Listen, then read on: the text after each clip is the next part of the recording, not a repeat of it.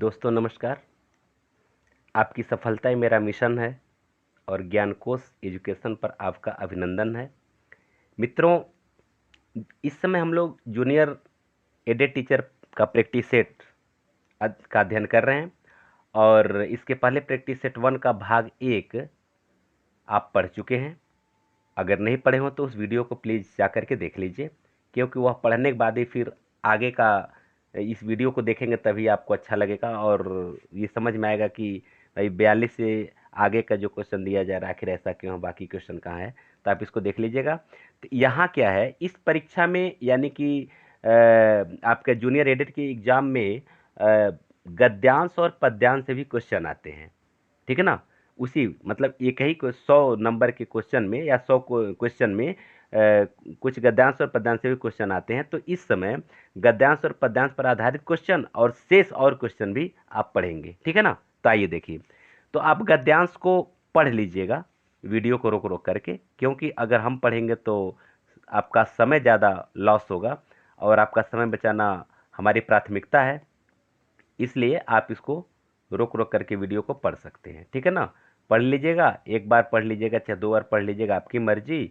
और पढ़ने के बाद फिर उसके बाद से आप जो नीचे प्रश्न दिया हुआ है उन प्रश्नों का आंसर लिखने का कोशिश करिएगा। वैसे तो उसका अर्थ में बताऊंगा ही, मतलब उसका उत्तर तो मैं बताऊंगा ही, लेकिन आप उसको देखते रहिएगा कि क्या 4 विकल्प है, चारों में सही क्या है, कहाँ तक आपका दिमाग जा रहा है, कौन सा आंसर आप सही कर पा रहे हैं, ऐसा कुछ रहेगा, ठीक है ना। तो ये रहा गद्यांश। अब आइए, इसका जो क्वेश्चन है, प्रस्तुत गद्यांश का सर्वाधिक उपयुक्त शीर्षक निम्नलिखित में से क्या हो सकता है। तो आपके सामने ये 4 विकल्प दे रखा है। तो चारों विकल्प में आपका जो सही विकल्प है प्राचीन शिक्षा, प्राचीन भारत में शिक्षा, ये आपका विकल्प काफ़ी उपयुक्त है, क्योंकि मैं चारों विकल्प पढ़ूंगा नहीं, सीधे उत्तर पे आऊँगा, ठीक है ना। आइए 43 नंबर के क्वेश्चन में देख लेते हैं। प्राचीन काल में विद्यार्थियों के कर्तव्य निम्नलिखित में से कौन से थे। तो ये चारों विकल्प, 3 यहाँ है और चौथा विकल्प आपका यहाँ है, ठीक है ना। तो इस चारों विकल्प को आप देखिए और चारों विकल्प को देखने के बाद आपको लगेगा कि इसमें से कौन सही है। तो इसमें से आपका विकल्प नंबर आपका हो जाएगा बी, यानी कि A B C, A B और सी, ये आपका सही है। तो ए बी सी है क्या, ये देखिए। ब्रह्मचर्य का पालन करना, गुरु के साथ रहना, गुरु की सेवा करना, ये तीनों चीज प्राचीन काल की विद्यार्थियों के कर्तव्य निम्नलिखित में से थे, मतलब ये कर्तव्य थे, ठीक है ना। दोस्तों, वीडियो कैसा लग रहा है आप इसे हमें अवश्य बताएंगे।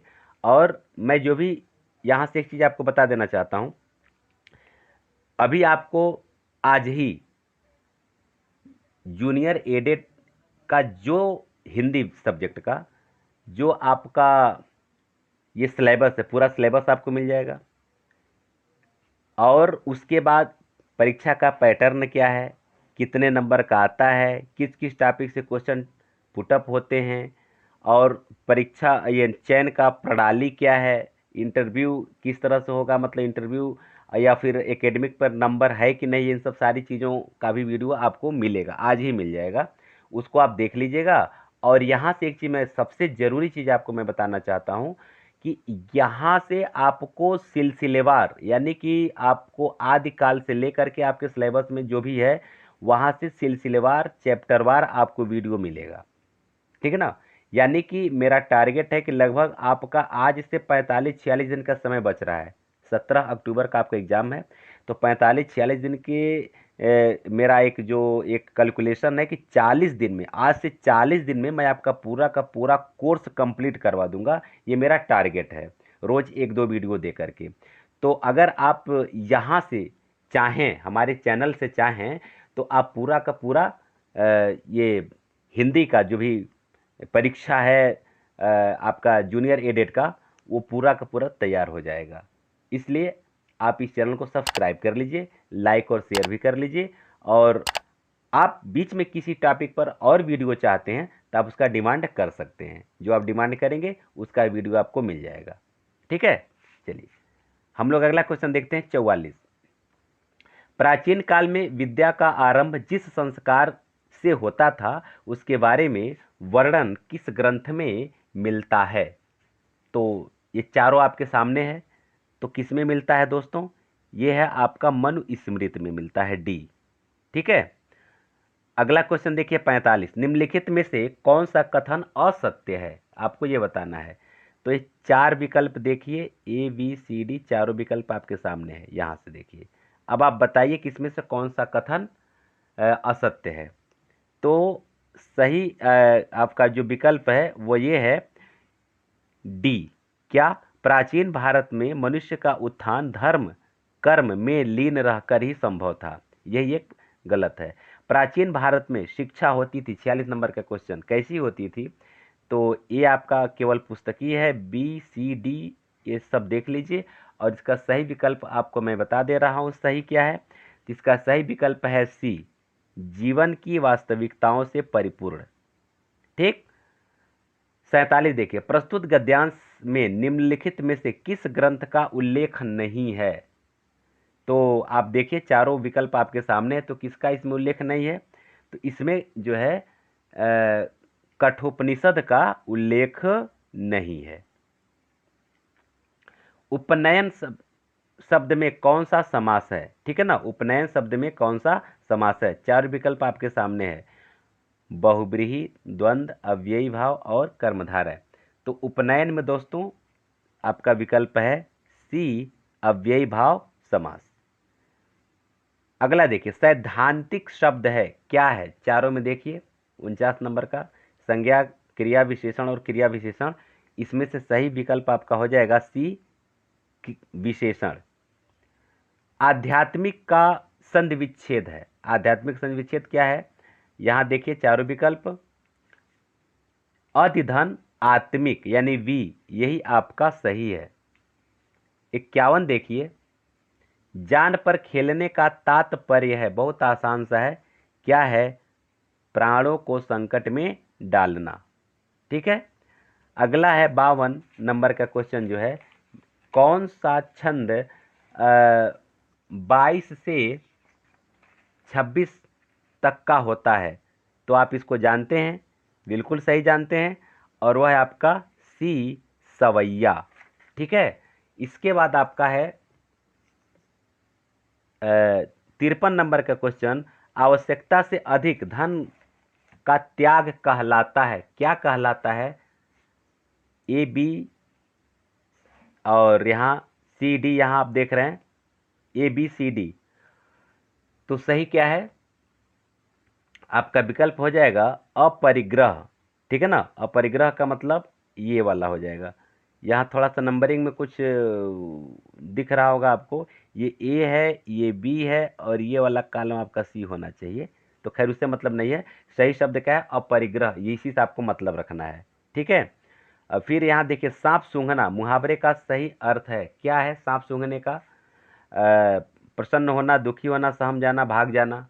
तो इसका सही विकल्प है सी, सहम जाना।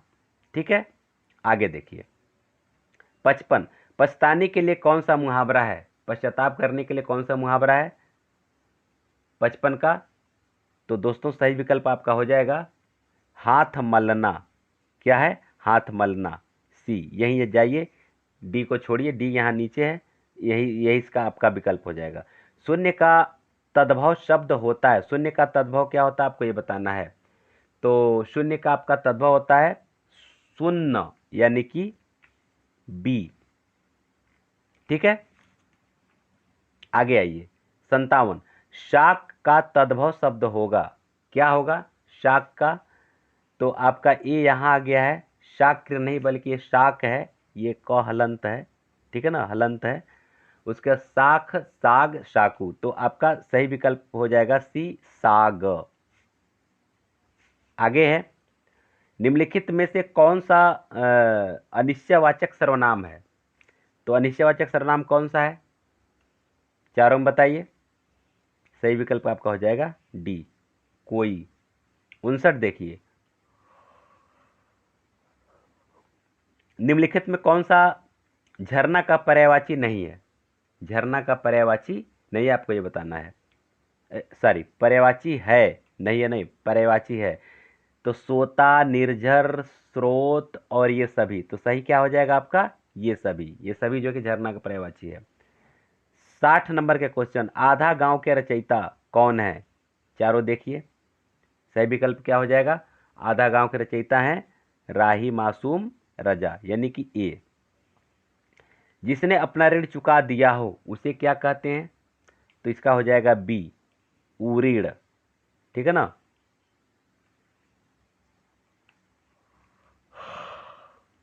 आगे देखिए 62, प्रस्तुति का विलोम होता है, प्रस्तुति का विलोम होता है क्या प्रस्तुति नहीं, स्तुति, सॉरी, प्रस्तुति बार बार बोल रहे हैं। स्तुति का विलोम होता है क्या, निंदा। ठीक है। अगुवाई में कौन सा प्रत्यय है, अगुवाई में? तो दोस्तों साफ साफ दिख रहा है इसमें क्या, कौन सा प्रत्यय है, अ, आ, आई और अन, तो इसमें से क्या हो जाएगा, आई। ठीक है। उसके बाद देखिए भव धन उक किसकी संधि है? तो भव धन उक क्या होता है, भावुक, तो आपका सही विकल्प हो जाएगा बी, भावुक। ठीक है। स्वर कितने होते हैं? तो देखिए स्वर कितने होते हैं, 5, 7, 9, 10। यहाँ 10 दिया है। ठीक। तो चलिए, कुछ कुछ विद्वान री को नहीं मानते हैं, तो उसके हिसाब से तो 10 ही होगा, और वही मान करके यहाँ किया गया है। वैसे मैं आपको बता दूं, स्वरों की संख्या होती है 11, अ से लेकर के अ तक। आपके 2 अयोगवाह होते हैं, अंग और अह। एक अयोगवाह जो है कि चंद्रबिंदु भी होता है, यानी इस तरह से देखा जाए तो अयोगवाह की संख्या हो जाती है 3, ये चंद्रबिंदु भी अयोगवाह होते हैं। तो ये इतने जो है कि अयोगवाह के दायरे में आते हैं, लिहाजा स्वर की संख्या 11 होती है। लेकिन कुछ विद्वान री को स्वर नहीं मानते हैं, इसलिए 10 ही माना जाता है। ठीक है ना। तो अगर 10 विकल्प है तो आप 10 डाल सकते हैं, कोई दिक्कत नहीं है। 66 देखिए, संतोष का विलोम होगा, संतोष का कौन सा विलोम होगा, सीधा सीधा दिया हुआ, असंतोष। ठीक है।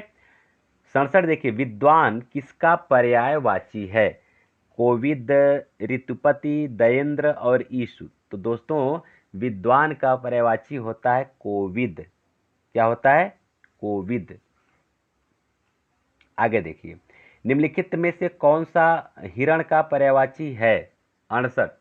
तो ये आपका हो जाएगा हरिण, कुरंग, सारंग, और लास्ट में दिया है ये सभी। तो सब जो है कि ये हिरण का पर्यायवाची है। ठीक है। चलिए अब इसके बाद से प्रश्न संख्या 69 से 74 तक दिए गए पद्यांशों को पढ़िए और इसके आधार पर प्रश्नों का उत्तर आपको देना है। तो यहाँ नीचे पद्यांश दिया हुआ है, यानी कि कविता दिया हुआ है। आप इस कविता को वीडियो रोक रोक करके पढ़ लीजिएगा, और उसके बाद से पढ़ने के बाद तब इसके नीचे जो प्रश्न दिया हुआ है आप इसका उत्तर लिखिएगा। तो 69 नंबर का जो क्वेश्चन है, कवि ने कांटे शब्द का प्रयोग किसके लिए किया है? तो चारों विकल्प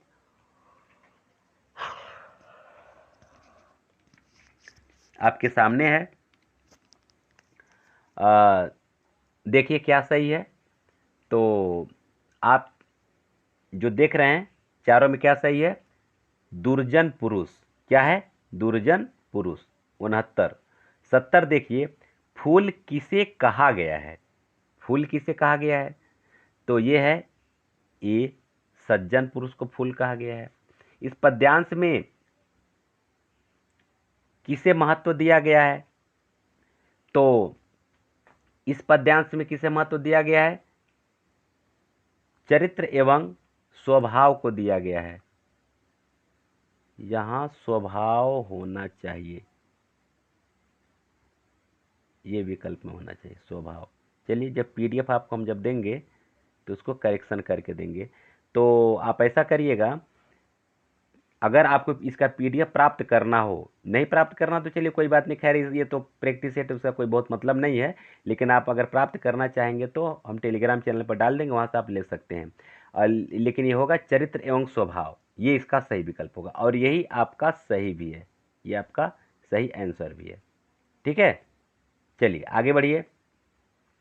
बड़प्पन शब्द का आशय है, बड़प्पन शब्द का आशय क्या है, कैसे लोगों से है?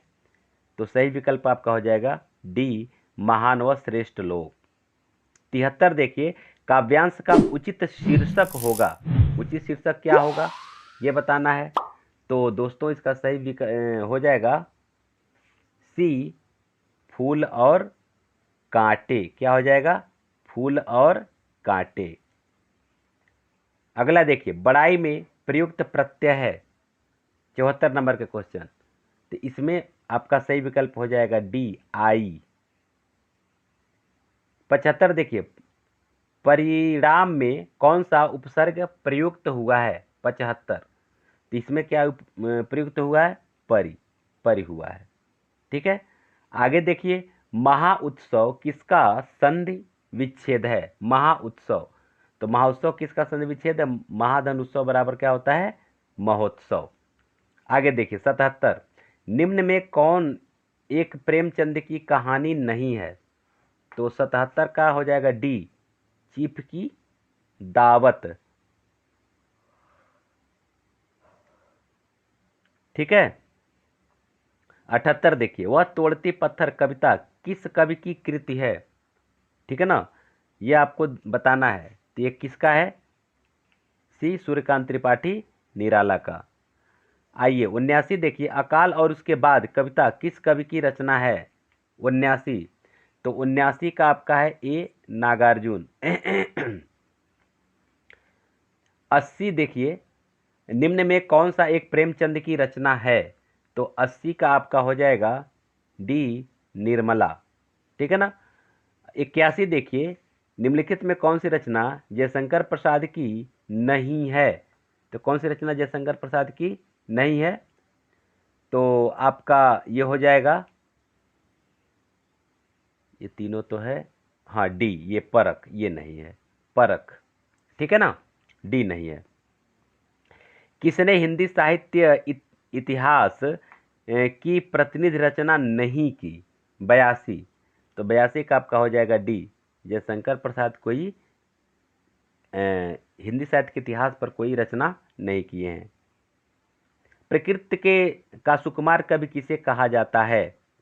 तो देखिए किसे कहा जाता है, ए बी सी डी में आपका है ए जयशंकर प्रसाद, बी सुदर्शन पंत, सी निराला और सी नागार्जुन और डी निराला।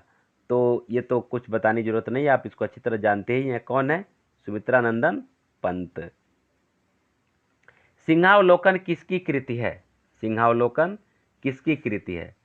तो दोस्तों सही विकल्प आपका हो जाएगा ये यहाँ आ गया है, यशपाल। ठीक है। 85 देखिए, सब प्राची पश्चिम भू नभ अपार, पूछ रहे दिग दिगंत, वीरों का कैसा हो बसंत। ठीक है ना। तो ये नभ है, नम नहीं है, ये ध्यान दीजिएगा। यहाँ ये आपका न भ है, ये भ, ये वाला चीज क्या है? नभ है। हाँ, तो यह किस रचना का अंश है? रामधारी सिंह दिनकर का रचना मने रचनाकार का। ठीक है ना, किसकी रचना का अंश है? तो आपका सही विकल्प क्या हो जाएगा? सी, सुभद्रा कुमारी चौहान। 86 देखिए, कस्तूरी कुंडल बसे किस समकालीन महिला रचनाकार की कृति है? तो 86 का आपका हो जाएगा सी, मैत्रेयी पुष्पा।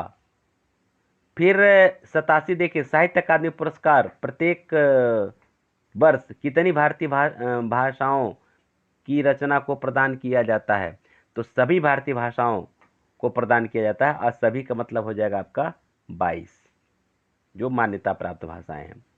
निम्नलिखित में कौन दलित विमर्श का रचनाकार नहीं है? 88 नंबर का क्वेश्चन है आपका डी, नामवर सिंह। 89 देखिए, हिंदी साहित्य उद्भव और विकास किसकी रचना है? काफी आसान सा प्रश्न है, किसकी है? हजारी प्रसाद द्विवेदी का। आगे देखिए, निम्न में से कौन सा शब्द वर्तनी की दृष्टि से शुद्ध है? आपको ये बताना है। तो क्या हो जाएगा? मनोवांछित। 91, निम्न में कौन सा शब्द वर्तनी की दृष्टि से अशुद्ध है? 91। तो ये हो जाएगा आपका बी, अनुगृहित। ये सही है। आकाश का पर्यायवाची शब्द है, क्या है? आकाश का पर्यायवाची शब्द क्या है? आपका हो जाएगा सी, अंबर। क्या है? अंबर। ठीक है। 93 देखिए, घ का उच्चारण स्थान क्या है? आपको ये बताना है, घ का उच्चारण स्थान क्या है? तो ये है कंठ। ये कंठ वर्ण है, कंठ। ठीक है। 94 का ज्ञ वर्ण किन वर्णों के संयोग से बना है? तो ज, य, ज हलंत य, ये विकल्प जो है आपको मैं बता दूं, थोड़ा सा विकल्प में थोड़ा दोष है। ठीक है ना, क्योंकि ये जो है आपका ज हलंत और इयो है, ये जो है कि ज, ये ज और इयो ऐसे है, ऐसे, और जो यो ऐसे कुछ है। तो इसमें कुछ सोचने की जरूरत नहीं है, बस सीधे मैं आपका उत्तर बता दे रहा हूँ, इसमें यही सही है। बस एक चीज़ की कमी, इसमें जो हलंत होना चाहिए। जो क्या होना चाहिए? इसमें हलंत होना चाहिए, हलंत, जो हलंत होना चाहिए, बस बाकी सही है। पानी पानी होना मुहावरे का सही अर्थ क्या है? पानी पानी होना, बहुत शर्मिंदा होना। क्या होना? बहुत शर्मिंदा होना। अति उपसर्ग निम्नलिखित में से कौन सा शब्द नहीं है? अति उपसर्ग कौन सा शब्द नहीं बना है? तो आप इसको देखेंगे तो ए, बी, सी और डी। तो अधीन शब्द ऐसा है जो कि अति उपसर्ग से नहीं बना है। अगला है, जो विज्ञान को जानता है उसके लिए एक शब्द क्या है? तो जो विज्ञान को जानता है उसको वैज्ञानिक कहते हैं। निम्न में आदि शब्द का विलोम क्या है? ठीक है ना, तो प्रथम, अंतिम, अंत और आद्य। सही क्या है? अंत। ठीक है। शर्वरी, यामिनी तथा रजनी शब्द किसके पर्यायवाची हैं? बहुत अच्छा सा प्रश्न है, बताइए किसके पर्यायवाची हैं? तो दोस्तों ये है रात का पर्यायवाची। उसके बाद 100 और इस श्रृंखला का अंतिम प्रश्न, चट्टान शब्द किस लिंग से संबंधित है? चट्टान। ठीक है ना, तो ये हो जाएगा स्त्रीलिंग। क्या हो जाएगा? स्त्रीलिंग हो जाएगा। चट्टान जो है स्त्रीलिंग हो जाएगा। हालांकि अगर आप संस्कृत के रूप में बात करेंगे तो नपुंसक लिंग के दायरे में आएगा। ठीक है, चलिए, तो इसको आप जान लीजिए। तो इस तरह से आपका यह प्रथम प्रैक्टिस सेट कंप्लीट होता है। अगर आपको प्रैक्टिस सेट चाहिए कि व्याख्यात्मक प्रश्न चाहिए, क्योंकि व्याख्यात्मक प्रश्न का एक वीडियो मैं आदि काल से संबंधित मैं डाल चुका हूँ। उसके बाद से फिर आदिकाल का मैं दूसरे टॉपिक, मतलब एक तरह से यूँ कहिए कि चैप्टर 2 के रूप में मैं लेकर के आऊँगा। फिर चैप्टर 3, 4, 5, 6 जितना क्वेश्चन बन सकता है आदिकाल से, फिर वो बनाऊँगा। फिर रीतिकाल, फिर आधुनिक काल, ये सब हर एक चीज़ पर, भक्ति काल जितना भी है, ये हर एक चीज़ पर जितना वीडियो हो सकता है उतना वीडियो मैं तैयार करूँगा। उसके बाद फिर मैं व्याकरण पढ़ाऊँगा, अपठित गद्यांश पढ़ाऊँगा, और उसके बाद से सबसे लास्ट में आपका जो ये जो विभिन्न प्रकार के विधा हैं, विधाओं के रचनाकार, उनकी कृतियों के बारे में भी अध्ययन कराऊंगा। तो इस तरह से आपका कंप्लीट कोर्स यहाँ से तैयार हो जाएगा। अतः आप इस चैनल को सब्सक्राइब कर लीजिए, आपको और कहीं जाने की आवश्यकता नहीं पड़ेगी। फिर हम लोग मिलते हैं अगले वीडियो में।